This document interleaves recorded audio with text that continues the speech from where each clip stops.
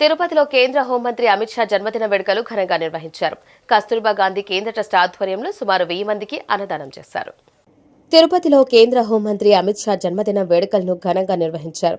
ఈ కార్యక్రమానికి బీజేపీ నాయకులు అజయ్ కుమార్, తిరుపతి కస్తూర్బా గాంధీ కేంద్ర ట్రస్ట్ చైర్మన్ పీసీ రాయలు ముఖ్య అతిథులుగా హాజరై కేక్ కట్ చేసి అందరికీ పంచిపెట్టారు. అనంతరం వారు అన్నదానంను ప్రారంభించి సుమారు 1000 మందికి అన్నదానం చేశారు. ఈ సందర్భంగా వారు మాట్లాడుతూ శ్రీవారి అనుగ్రహంతో మరెన్నో పుట్టినరోజు వేడుకలను జరుపుకోవాలని ఆకాంక్షించారు.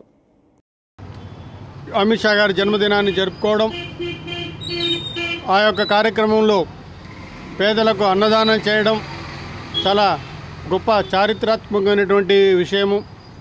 అమిత్ షా గారు రాష్ట్రీయ స్వయం సేవక్ సంఘ్లో అంచెలంచెలుగా ఎదుగుతూ గుజరాత్లో మంత్రిగా పనిచేసి అతి చిన్న వయసులోనే ఒక కోఆపరేటివ్ బ్యాంకుకు చైర్మన్గా చేశారు. అంతేకాకుండా 2014లో అధికారంలోకి రాగానే కోఆపరేటివ్ శాఖకు మంత్రిగా చేశారు.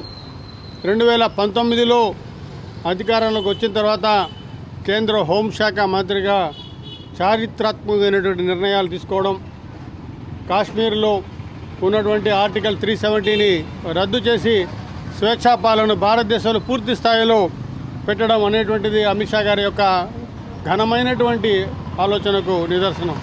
అంతేకాకుండా రాజ్యాంగంలో ఎన్నో పాత చట్టాలన్నిటి కూడా రద్దు చేసి, బ్రిటిష్ వారి చట్టాలంతా రద్దు చేసి ప్రజలకు మేలు చేకూర్చేటువంటి పని చేశారు.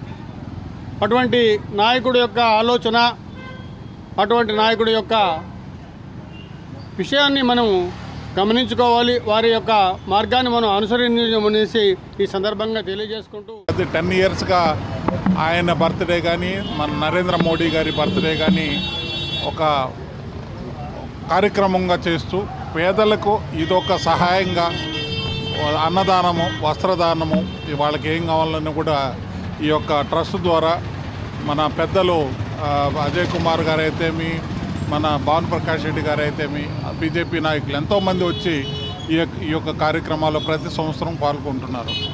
ఈ యొక్క 61వ జన్మదిన సందర్భంగా అమిత్ షా గారికి ఆయన చేస్తున్న, మన దేశానికి చేస్తున్న సేవలు వర్ణనాతీతం.